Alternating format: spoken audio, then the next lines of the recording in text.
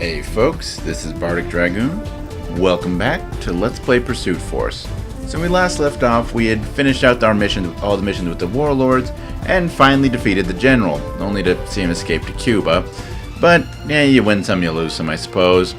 So with that being said, there's only 2 more missions left at the captain rank, and that's going to take us up to finishing out with the convicts. So let's start the beginning of the end for these guys here. Finally, some good news. One of the convicts has offered to sell out the location of the gang in exchange for police protection.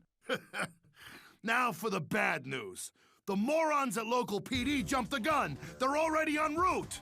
The convicts have spotted them and are racing back to the hideout to warn the rest. Take out the guards, then get that Snitch to the safety of Corsair Bay. So yeah, it's a pretty straightforward mission for this one.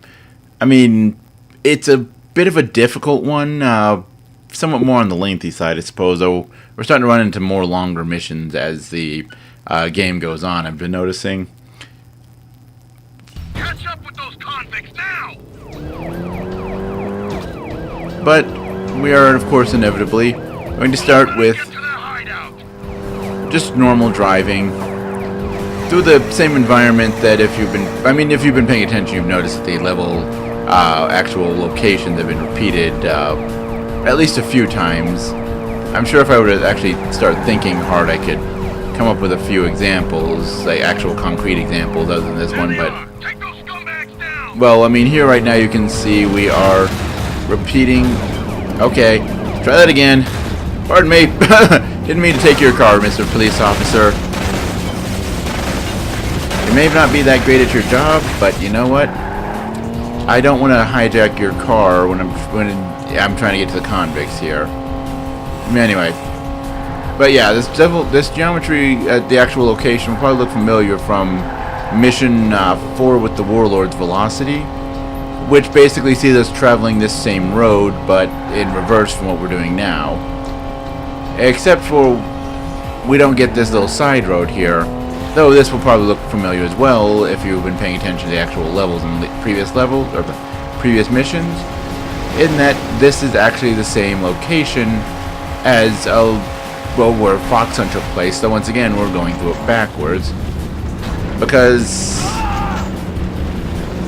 I don't know why we're going through it backwards. The game seems to want us to go through levels in reverse order, I suppose. Either way, we've now got a justice shot, and we've got a little over 3 kilometers to catch catch up to and commandeer or destroy. I suppose the game doesn't say we have to capture in this case, but I mean, I enjoy the jumping between vehicles, and it does seem, especially when you include the justice shot, but it does seem to be the better and more efficient way to deal with the the Budskins. I'm going to need to ram into them to rebuild my justice gauge. Because, yeah, as you notice, we're getting really close on the range limit with just over a kilometer left, and we've got a car full of convicts to take on. There we go.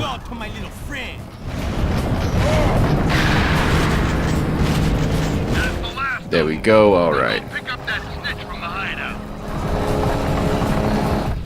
Alright, and now checkpoint, which of course means it's time for a new segment of the level. This time around, we're going on foot to take on a bunch of convicts, and honestly, this segment of the mission can be a bit difficult sometimes. First of all, I'm going to go down to here. Clear the area so the Snitch can make a run for it. I ain't going back to lockdown. And then we come over to here. And then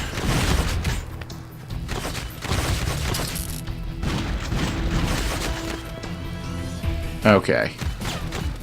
Now there's probably like more interesting ways to do this level, but this way is fairly safe, as cover is actually a really useful mechanic in that, like, it's not a full-on mechanic like you might see in, say, like Gears of War or something like that. Reminds me more of, I suppose, actually not even to that extent, but the original Mass Effect, the way it handles cover, where it's like, you know, you walked up to cover and then had to like crouch down. Ah, didn't mean to kill him. Oh well. And where is... Ah, there he is. And kind of that... But even then, like, Mass Effect had the then when you were in cover, you could actually do the whole shoot from behind cover thing. Though, I'll be honest, Mass Effect... The cover is like one of the main things I really don't like Mass Effect 1's combat. But that's a discussion for a different day, probably. I don't know. But anyway. This one, like, the cover can be really useful to help you in avoiding damage. But the downside of it comes in the fact that, as I said, there isn't a way to use it. And a lot of times you'll see that they actually put vehicles on the level to use as cover. And the problem with using vehicles is the fact that enough gunfire will cause a vehicle to explode, which if you're using that vehicle as cover, well, I don't think I need to explain how that's a bad thing. And yeah, that's pretty much, I don't think it's an actual instant kill. I think it's more like one of those, it does 90% damage, so there's literally no chance, there's like almost no chance of you surviving it.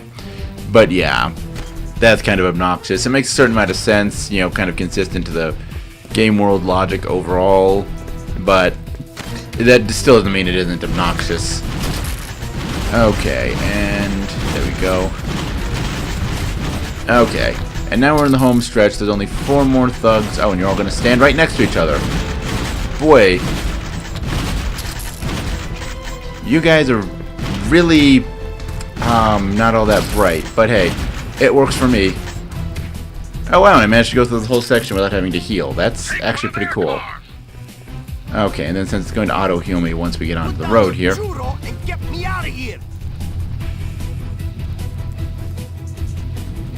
Well, I still don't... I mean, I guess it's like one of those, you know, the game doing its normal kind of caricatures and stereotypes thing. I guess he's supposed to be like, you know, Latino or whatever, but seriously, where the fuck was the put down the churro? Is that like a common phrase, or is it like literally just put down that thing you're doing that isn't keeping me from getting killed and help me out here? And just because he's, you know, supposed to be Latino, they decided the thing he should be telling you to put down is like a churro, because churros are delicious Mexican snacks. Though, I mean, seriously, we're talking about delicious Mexican snacks. I mean, churros are great and all, especially as far as like, you know, easy, like, portable handheld food. But did the car exploding just take him out? That was cool. Anyway, sorry, as I was saying. But, you know, if you're really talking, like, good Mexican desserts, just give me some flan. I don't even know if it's a Mexican thing, but, like, every halfway decent Mexican restaurant I've been to has it on the menu, so I'm going to assume it's a Mexican dessert.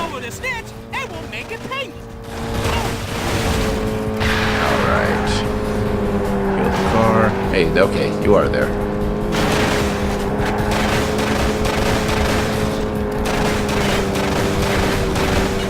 Okay.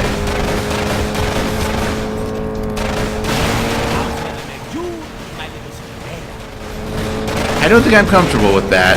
I am definitely not comfortable with that. Oh, shut up.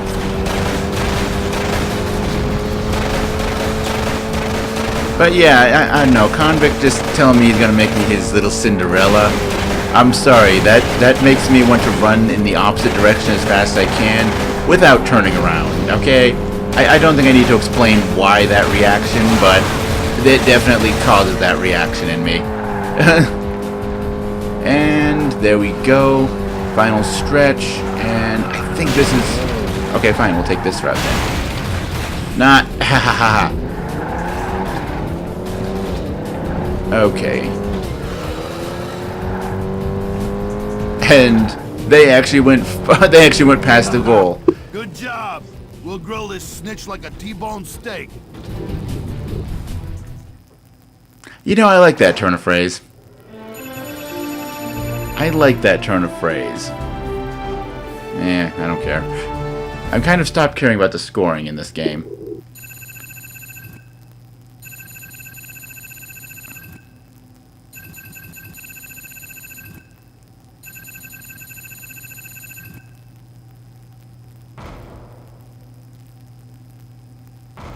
Oh, I injured someone, crud.